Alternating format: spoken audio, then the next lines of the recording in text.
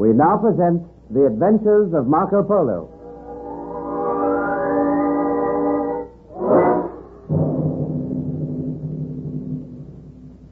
Marco Polo arrived in Pekin, where Toktai informed him that Kubla Khan had given his consent to the forthcoming marriage between Pentan and Benedetta Corsini.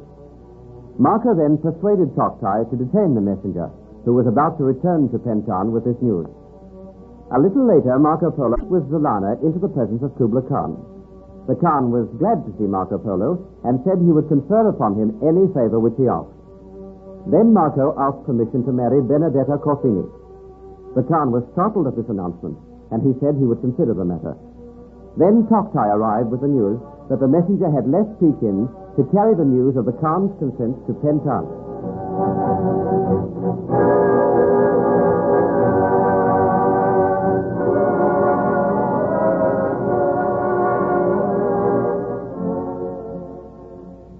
I did not know that the messenger was to leave today, Toktai. I did not think so either, most noble Khan. The messenger must have left unexpectedly.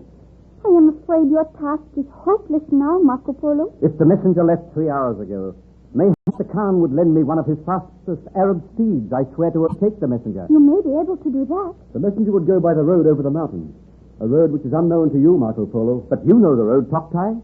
I beg that you go with me. With the Khan's permission, I will gladly do that. I cannot have the messenger harmed. He is employed by Pentan, one of my most loyal and noble subjects. Oh, I do not think Marco Polo would harm the messenger. He will come to no harm, I swear it, most noble Khan.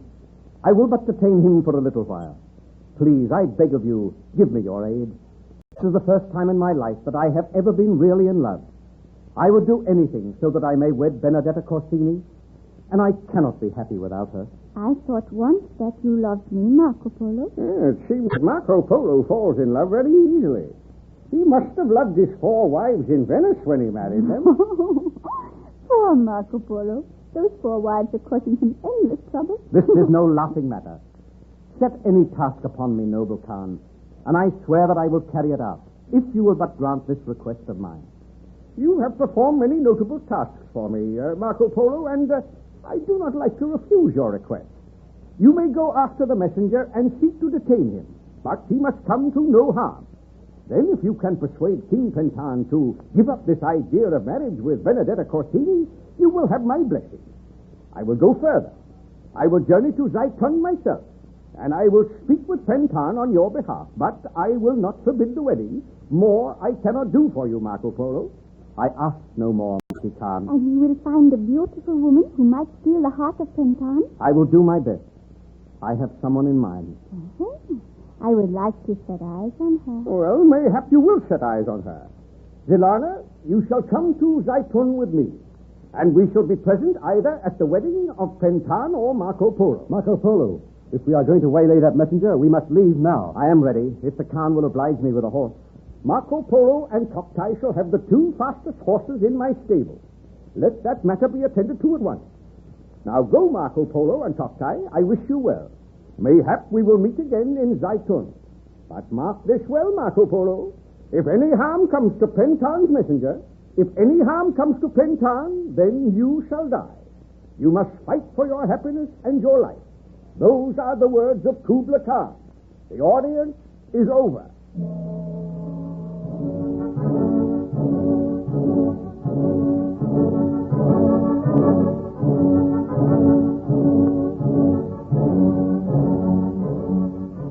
Marco Polo and Toktai hastily left the palace, mounted on 2 of Kubla Khan's famous Arab horses.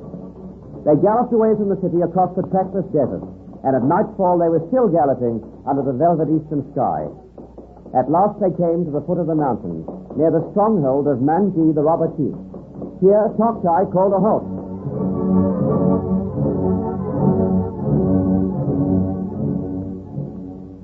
We shall wait here a while, Marco Polo. Oh, we must press on, Toktai. My life, my very happiness depends on it. Wait, hear me, my friend. I think that we have outdistanced the messenger. We passed no one on our way here, save one traveling caravan. Hear me. I brought you the quickest way to the foot of the mountain. Here the messenger must come, if he is to take the mountain track. But he would not take the path across the desert which we took. He would come by the Great Western Road, knowing that he had left early and had time to spare. And he would not be riding hard as we did. He started 3 hours before we did. I know it. But we must wait here a while on this mountain track. Quiet. Someone comes now.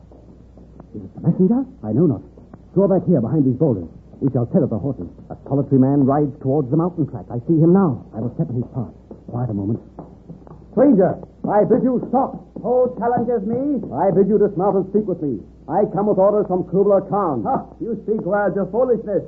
I have but lately left the presence of Kubla Khan. I am now bearing a message from him to my master, King Pentan. Messenger.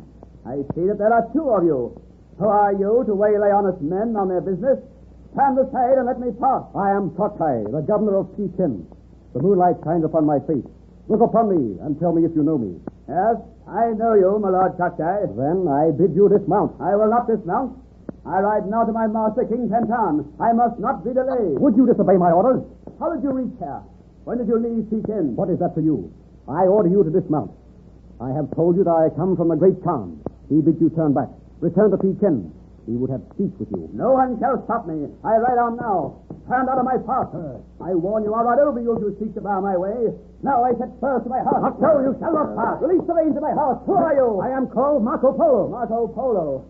So you arrived in Pekin. I did, and I have spoken with the great Khan. He wishes to alter the message which he gave you. You must return. You are lying. I bid you release hold of my horse.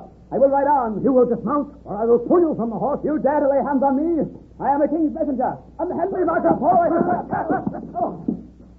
Marco Polo, what have you done? I seized him and he struggled, and he fell from his horse. He lies so still. Let me look upon him. He set his head upon this rock. Is he dead? I know not. Let me look closely. He is not dead, but he might be close to death. Remember what the Khan said. If any harm came to